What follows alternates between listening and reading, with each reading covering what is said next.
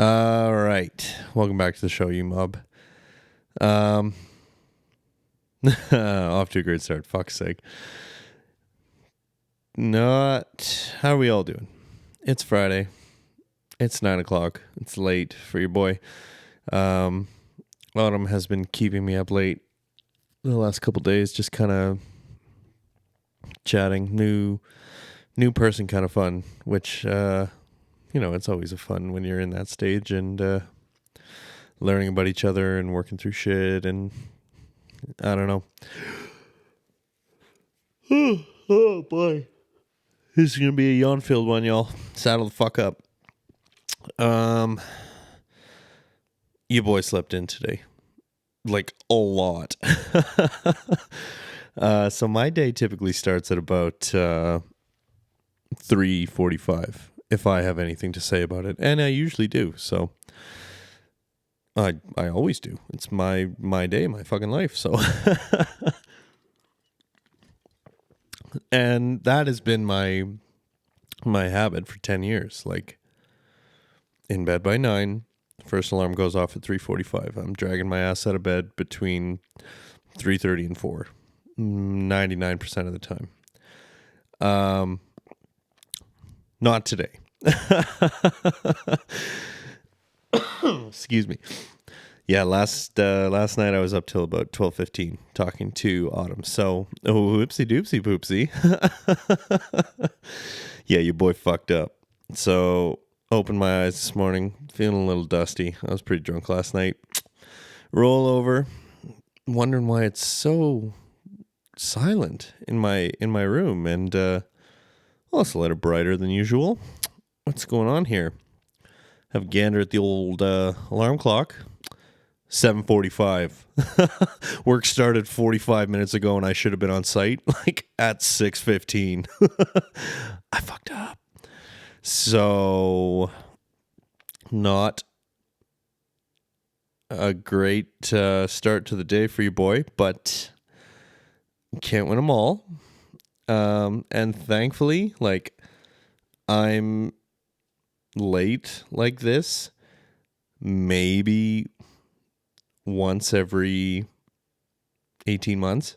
So I kind of get a fucking pass when I do it because it's so out of character for me, honestly. So, sorry, we are buying new headphones for the podcast so we can stop wearing these fucking 10-year-old Halo ones.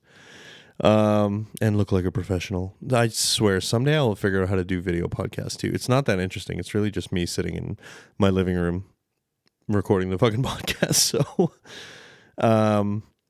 what the hell are we talking about? Oh yeah, late all the time. So, you know what? Let's just keep this awkward hemming and hawing going. I'm just texting for a second here. Jeez, we are on one tonight. You know what? I'm not even going to reply to that. Fuck.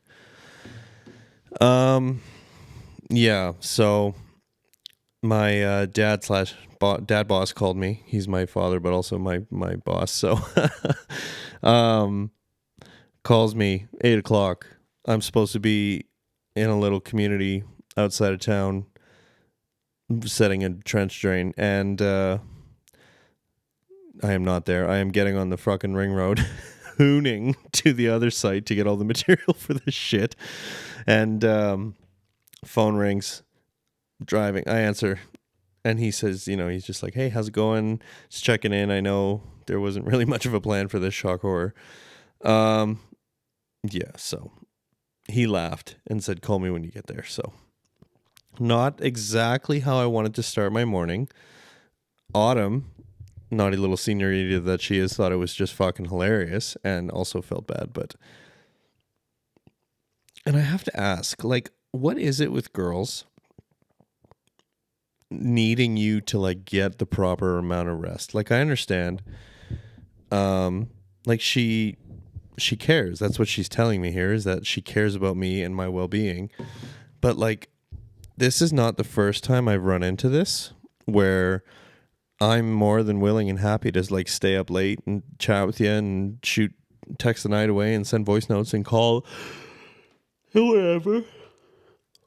And they're happy to do it in the moment too. And then the next day comes and you're a bag of shit and you're like, oh, I'm a little tired. That was a little out of character for me. And then all you hear is like, you need your rest. I'm so sorry. We can't do it again. And I'm like, Autumn, like I have done a lot more with a lot less. In my early to mid 20s when I was really on the piss, there were plenty of nights where I would get home, sleep for 40 minutes, and go to work for 8-9 hours. And I was fine, but I was also in my 20s. I'm mid 30s now, so it's a little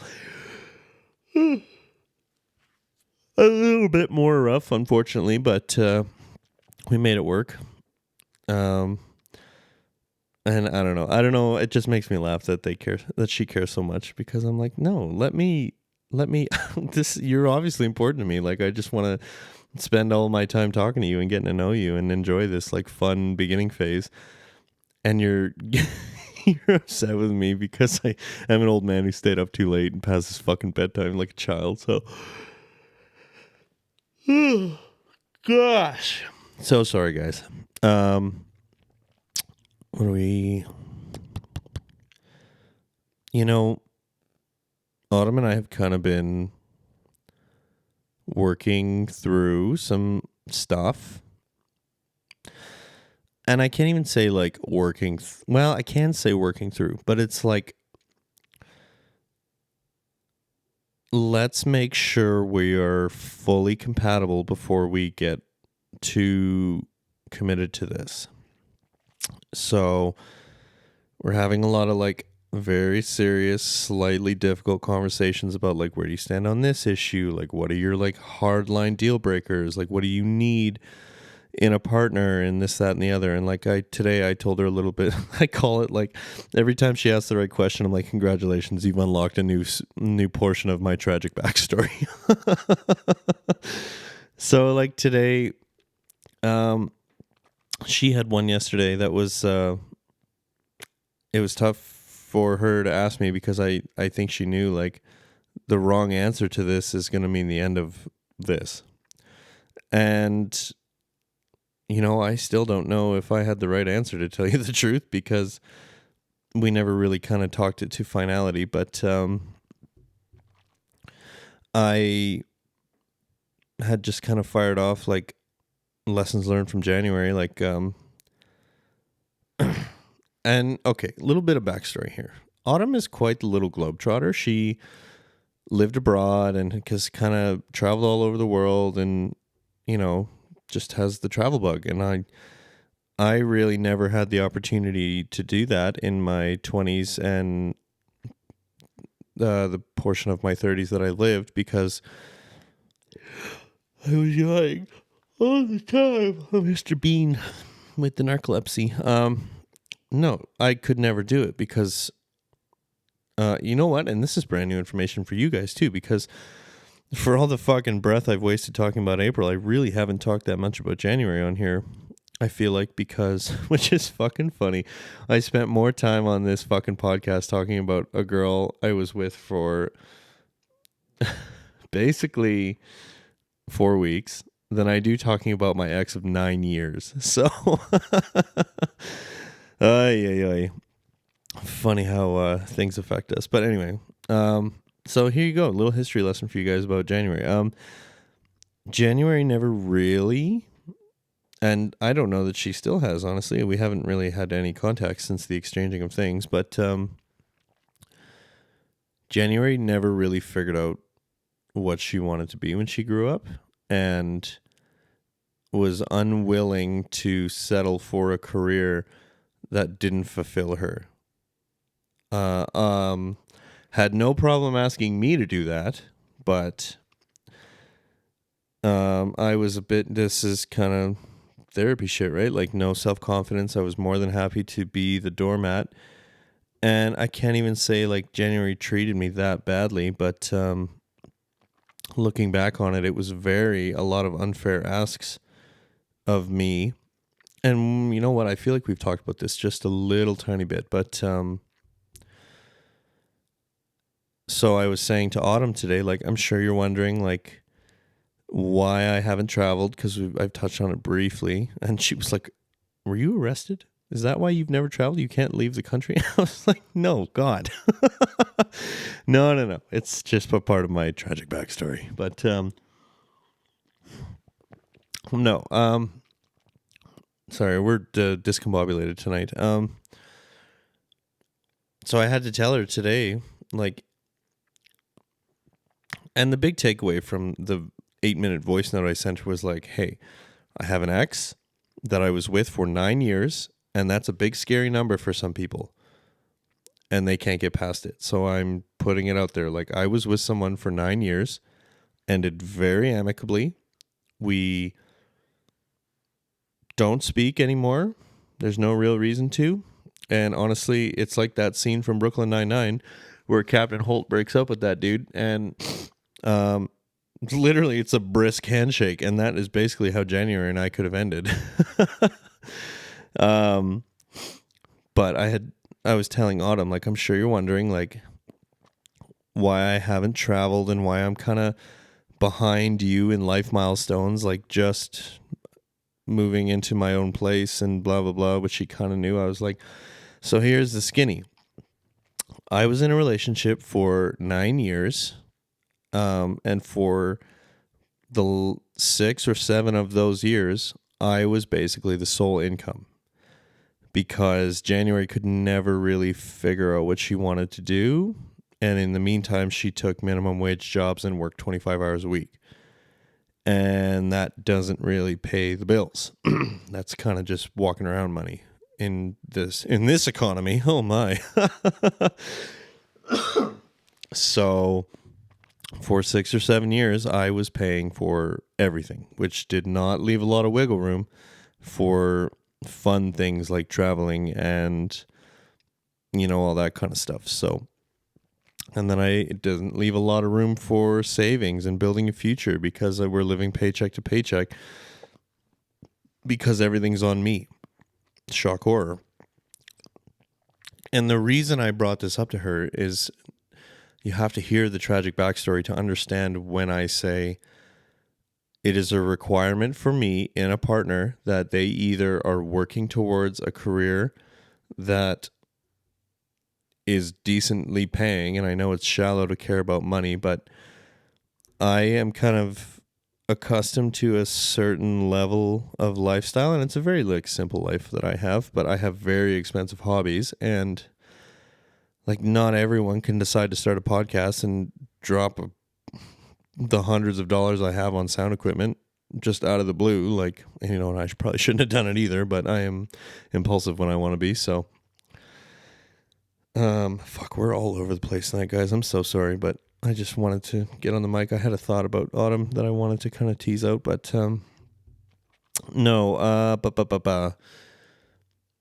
So I had said, I don't know how curious you are, why I'm kind of a lot behind you in life milestones. She owns her house, and I'm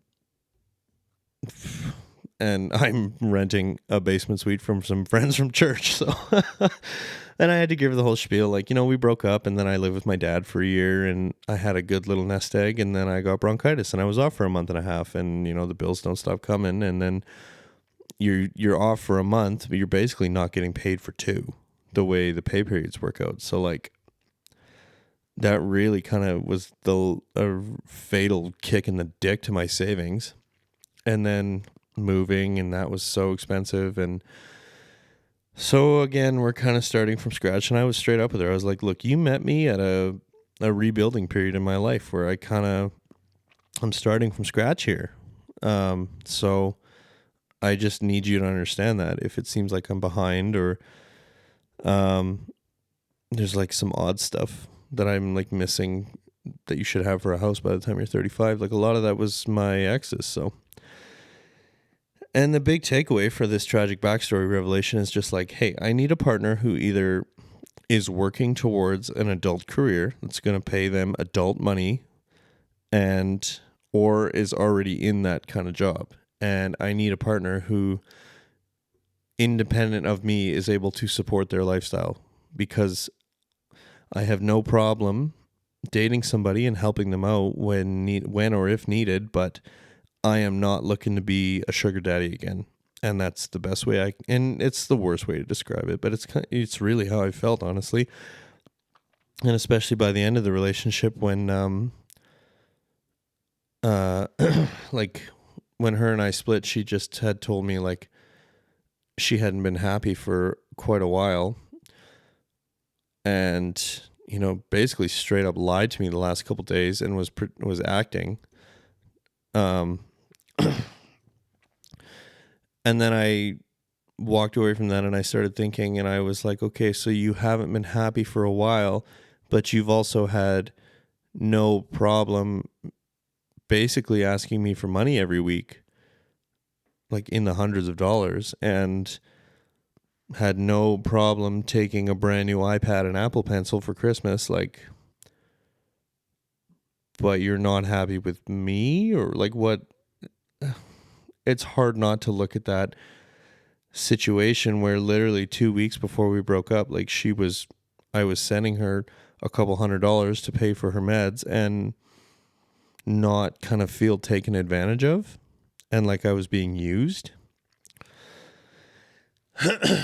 And I don't know that I've ever spun this yarn on here. So January and I, we lived together for 6 years, I think. I can never remember, but we were in the same place for 4 years. And then we decided we had outgrown the place, and I had a feeling the rent was going to hike again. And I kind of was at my upper limit at the time. And we made the decision that we would move back in with her parents because they had like a finished basement apartment and save some money. And then we move in there, and after the first month, me and her parents sit down and we have the rent discussion, and her dad says, let's talk about rent. And January looks at me and goes, well, that's your department. I don't deal with this. And like so insulted, and again, felt so taken advantage of because I was like, yeah, but it always has been my department, but not by choice. It's because you just can't contribute anything because you're perfectly content working and then I ended up paying way too much in rent when we had moved in there to save money. I really wasn't any farther ahead living with her parents than I would have been just staying at our old place. So that was kind of a sore spot with us. And then, yeah, so money was always kind of like an issue with January and I, because unfortunately I made about 4 times what she did by the end once I had gotten my ticket and was fairly established. So there was always this income discrepancy, and like it's really shallow and it's really shitty to say, but I would rather be with somebody who's kind of on my income level.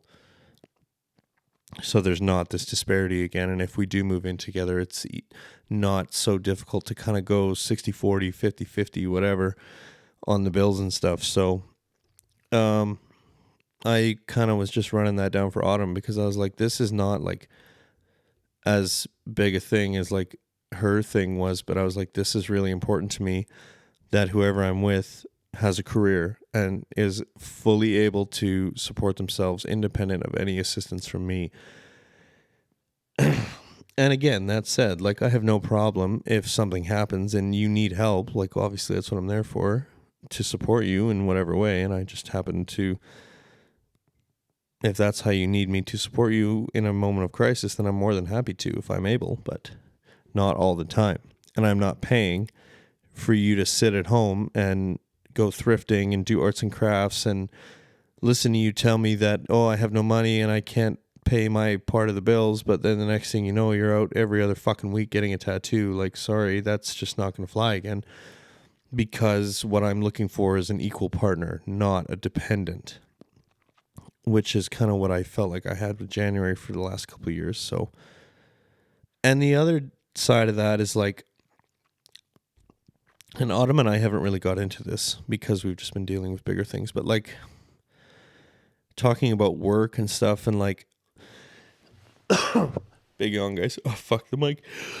And my shirt. Son of a bitch. Oh, that was super foul. Sorry, y'all. I'm not even going to edit that out. I'm not going to pretend I'm going to either. I'm not even going to lie to y'all. So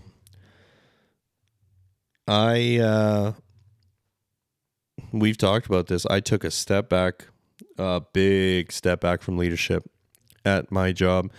And I've just kind of, for the last year or two, been pretty content to just be a guy and just be on the tools. And like, does it suck having to drive my own vehicle and pay for my own gas? Fuck yeah, it does.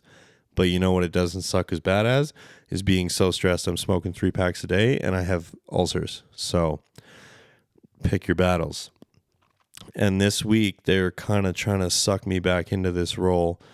And I'm not pleased with it. And feel like I have been very clear where I stand on this, and I'm being disregarded, and I'm very unhappy about the whole situation. So like, kind of a stressful week. It's kind of a week of opposites, because like everything about Autumn just makes me so happy, and I'm constantly smiling, like constantly thinking about her and just kind of giggling like a little girl. And like, you know how it is in the beginning when it's like the honeymoon phase and everything's fun and you're finding out new things every day about each other, and it just makes you like them that much more, and blah, blah, blah.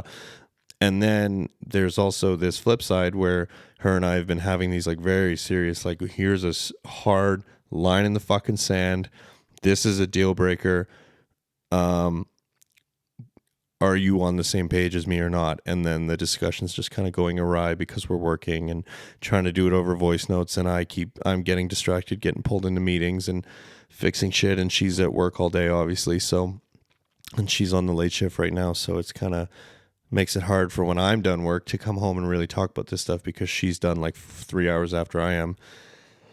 And then by the time she's home and settled, like, it's pretty well bedtime for me. So hence why I've been staying up late the last couple of days. But I was going somewhere with this. And then on top of all that, there's all this fucking work drama for me. And it sounds like for her too, actually. We didn't really dig into it today. She just kind of wanted to talk about happy things. So, and that, yeah, I knew I had a point with this. So like, I've been very content for the last like 10, 11 months because I've just been a guy, and I've been the number 2, and I'm just kind of, some of the perks of leadership without all the stress and stuff. I get to kind of impart I get to teach guys, and I get to be on the tools, and I get to like kind of shape new guys who don't have a ton of experience. And that's really cool to do, and kind of watch them grow, because we have had a couple guys with us,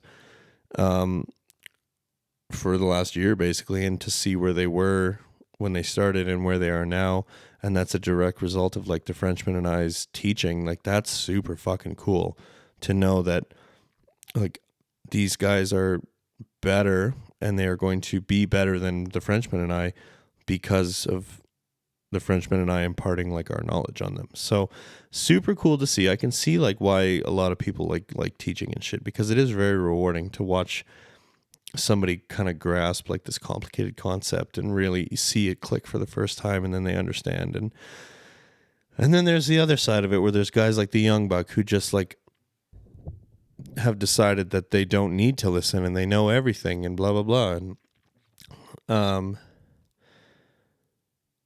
so really kind of content in where I've kind of fallen role wise at work. And that's a nice feeling, because the whole reason I had initially pushed into leadership and to run jobs and take that next step was because I felt like I couldn't just stay stagnant at work, because I had to support January night, and I always had to be making more money. And then there was also like, there was never the option to take a step back and kind of rethink like, okay, well, is this what I want to do for the rest of my working aged years? Is this job, and be this stressed and hate my life like this much? I couldn't do it, because I had to fucking support us.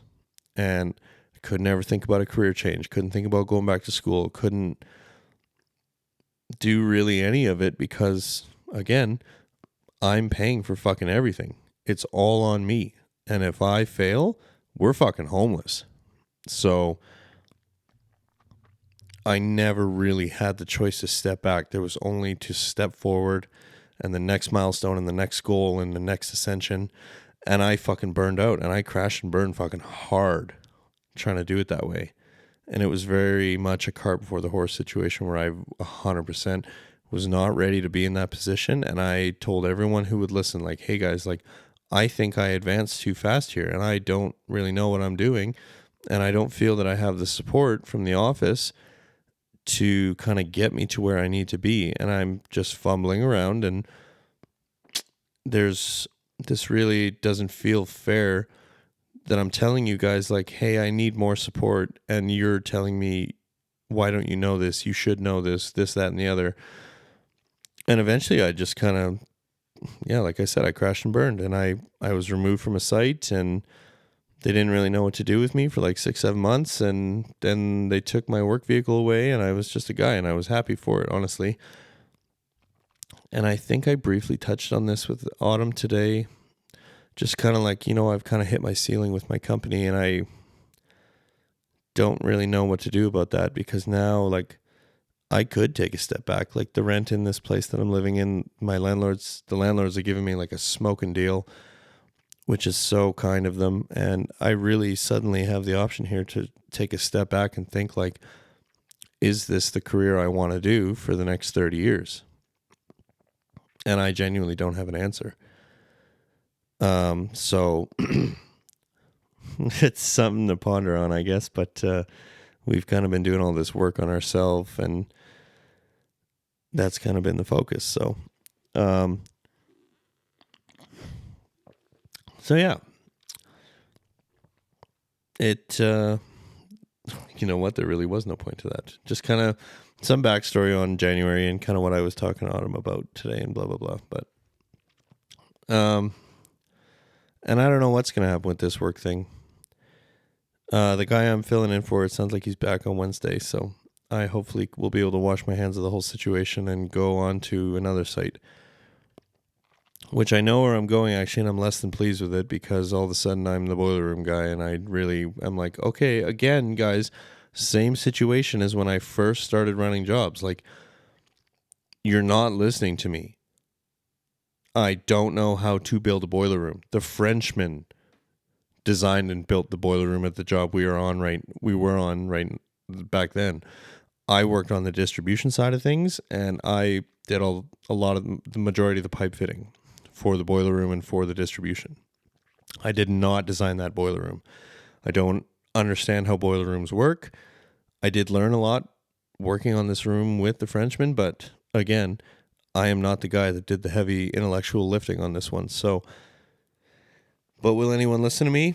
No, the fuck they won't. I'm going to get thrown into a project I'm unprepared for, and it's going to be a learning process with a little bit of growth spurts, and I'm going to be fucking miserable for 6 months, and I'll come out of it with a lot more knowledge than I went into it with. But again, my company is just disregarding what I'm telling them when I say, like, hey guys, I want to succeed for you and I want to do a good job. I don't know what the fuck I'm doing. And you guys are not hearing me when I'm telling you this. And I don't know how to make it any more clear. And, you're still going to look at me with surprised Pikachu face when this doesn't work out in 6 months. So, or it does work out, but it took longer and cost more. Like, fuck's sake, man. And you would think, like, it would be easy, right? Like, my dad's my boss, but it really is not, unfortunately. And that's a whole other line of debate, is what's the plan when my dad retires and that safety net is gone. What am I going to do? But that's 5 years away. That's a future Rackham's problem, not me. And you know what? Just a random aside, I was looking at the Frenchman the other day, and I looked at him and I was like, do you ever think about, between the two of us, there's 20 years of experience here? And he was like, isn't that fucking crazy? Because it feels like just yesterday, him and I were stupid fucking first years trying to figure out how to fucking rough in a mop sink or set a toilet or whatever. So I'm really exposing myself here. If you haven't figured out what I do for a living, you fucking have not by now. Goddamn. And we kind of got off topic here, but the thought that kind of, I don't know, noodled me to want to sit down and record again tonight is gonna have to wait till after the intermission here, and I will be back shortly, you mob. All right, and we're back. Okay, so forgot how to breathe. The thought that kind of inspired me to want to sit down here is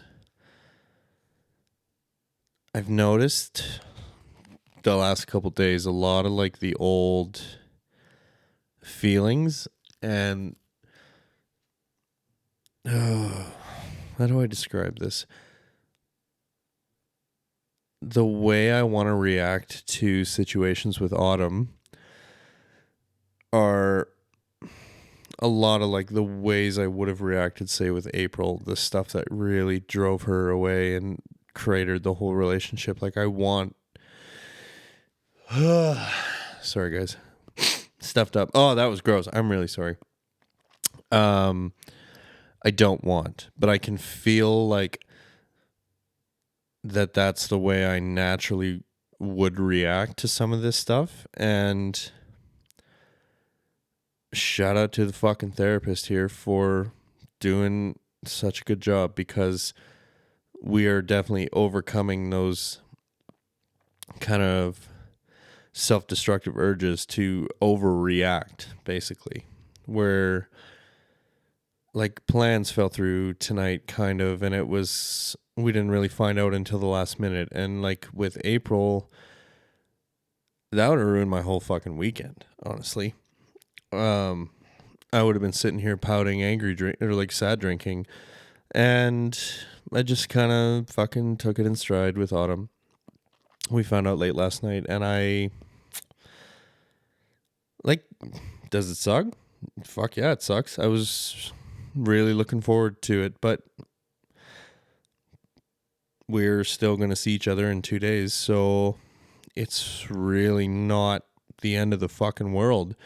And to kind of have that, I just want a new mic arm, sad face. To really, I kind of realized that today, where I was like, and what she ended up going to do tonight, she can't really text because she's busy. And oh, guys, I am so sorry. Your boy is disgusting. But again, like, it's not the fucking end of the world that I'm not going to hear from her tonight. It really isn't. And I'm fine. And it's really like a sign of how far we've come doing therapy. And, you know, I had the thought that I'd send her this episode too. Maybe not, because I sound like a fucking crazy person. So maybe we'll keep this one in the chamber. Although if she's a smart little senorita, which I know she is, she has the investigative capacity to figure out the name of the podcast and find it. So I guess we'll see if she does that. And I don't know, it's just kind of cool to not self-sabotage, honestly, is the best way to think about it. Like,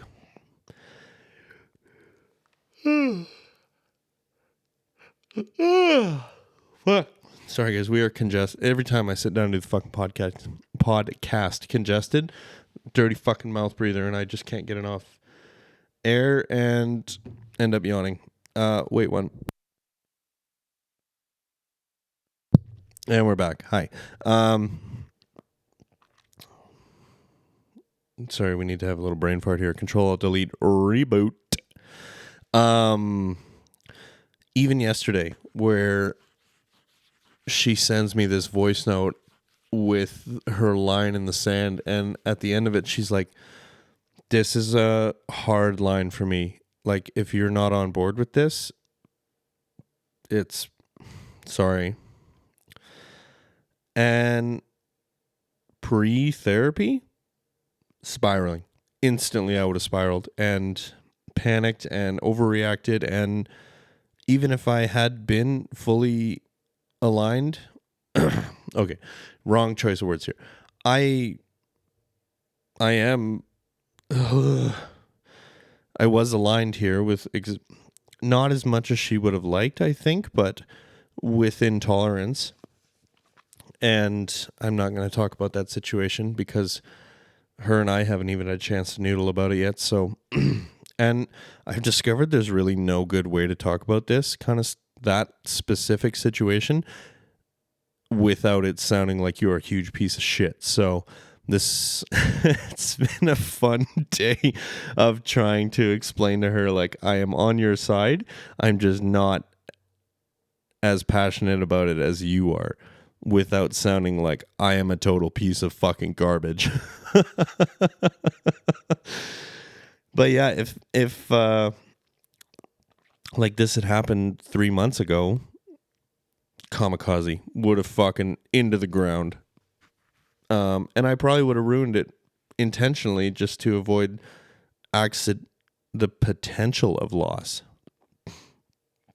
And yeah, there was like the initial, my guts fell out and I was panicking because I was like, I know what my answer is to this, and I'm just not as passionate about this topic as she is. It's kind of not as prevalent in my life, and I'm kind of neither fucking here nor there about it. I'm just kind of neutral on it. And again, knowing what I know about, like, I don't even know if I can send this to her because it's not really how I feel about it. I'm just trying to dance around it. But anyway,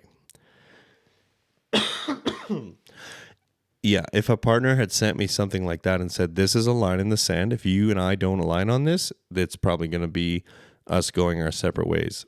And I would have made that a self-fulfilling prophecy. But we had our little moment of panic when she sent it. Took a little breath, thought about it, and moved forward. And then it was just a day of tests, honestly, for how well therapy is working for me, because she sends that message and I send the reply, and then she didn't reply for like 2 hours because she was working and she just got busy. And that, again, would have fucking nosedived my whole day, sent me spiraling. And I just kind of was a little sad because I incorrectly assumed, I was like, oh, okay, well, that is not what she was looking for, and I guess we are just gonna go our separate ways, and she just doesn't know how to tell me, blah blah blah. So like, yeah, I'm still catastrophizing a little bit where I'm like, oh, well, that's the end of that, fuck. But not to the point where I'm like panicking and hyper fucking hearts racing and it's like can't focus. I was just kind of like, well, this fucking sucks because I really like you, and it sucks that we just couldn't make something happen. I was wrong. Hopefully we're going to dig into this a lot deeper tomorrow, I think, because she said some kind of figuring to do. So because she couldn't make words any better than I could about the topic yesterday, she kind of overwhelmed herself, I think. So, but yes, it's very cool to see like stuff that would have previously just like absolutely ruined my day and week potentially still upset me, but also like we just roll with the punches with it. And that's really fucking kind of neat to see how far we've come in the grand scheme of things. So I'm very pleased with myself, very pleased with my investment in therapy, and very glad that I chose to stick with it after April, because I don't think I would have been emotionally ready or mature enough for a relationship with Autumn, even like pre-therapy. My head wouldn't have been there, and I would have ruined it, or, you know, and, you know, it's tough to kind of have this self-awareness and look back at previous situations and stuff and see how I could have really avoided like ruining them or like just making the mistakes I did, and kind of not get upset with yourself and be like, well, fuck, the answer was right in front of you, man, and you just couldn't see it. And like, it's really frustrating to see how I accidentally or intentionally ruined some things in my life just because I was a stubborn old man who refused to acknowledge that he needed help and had problems. But I don't know. At the same time, it's one of those things like, well, all these missteps, as shitty as they were, got me to where I am now. And, you know, if things don't work out with with April, like, yeah, that's going to fucking... April. Jeez. We're on the piss, guys, and we're tired, and our oxygen-starved brain just is not functioning. But if things don't work out with autumn, like, yeah, that's going to fucking suck. It really is, because I really am into her, and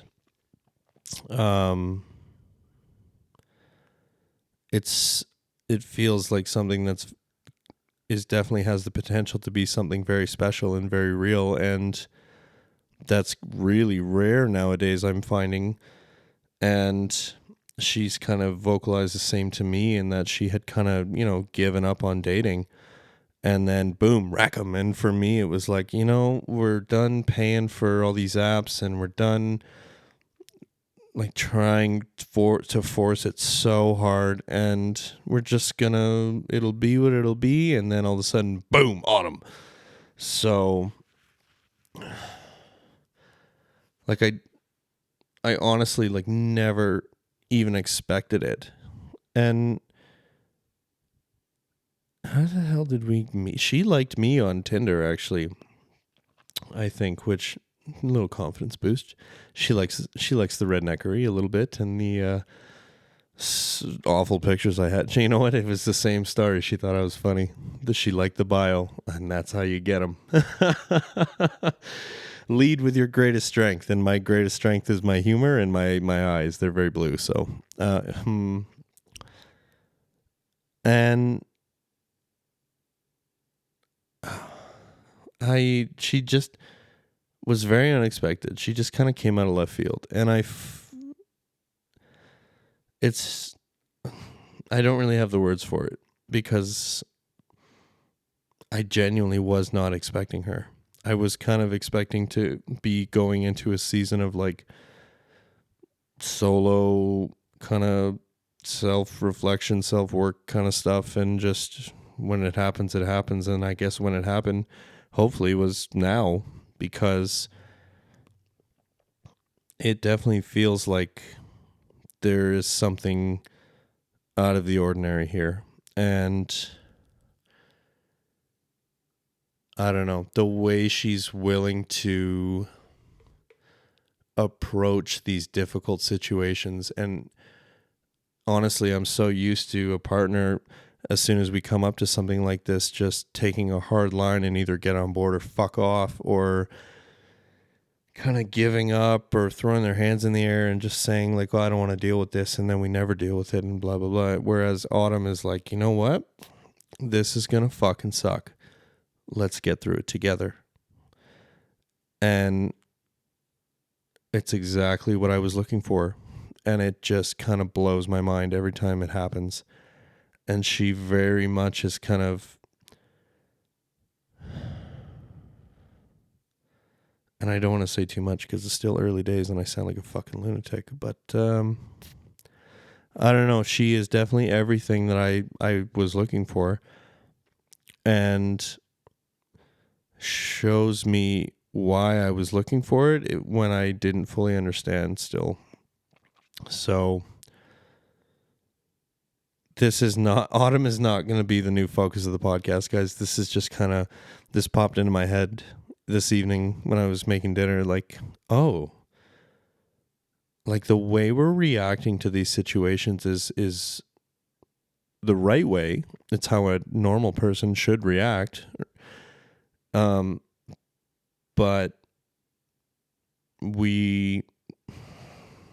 I was just kind of overjoyed to see myself reacting this way. So I don't know.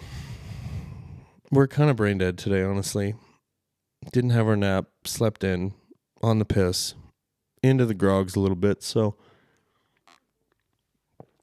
but we are very thankful for Autumn. I'm going to listen back to this and we'll see if we send it to her or not. But I think we'll call it here, guys, and let you all get back to whatever day it is when you listen to this. I got to review it because we're already up to 45 minutes. But, usual end of the episode housekeeping here. If I didn't directly send you the show, if you wouldn't mind, on the episode page on Spotify and Spotify only, there is at the bottom a Q&A section.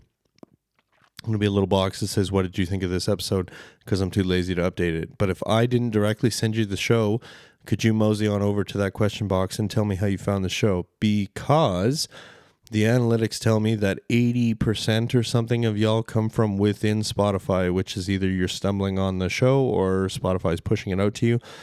And I'm just eternally curious how the internet and the algorithms work. So if you wouldn't mind letting me know how you came across the show, I would be forever grateful.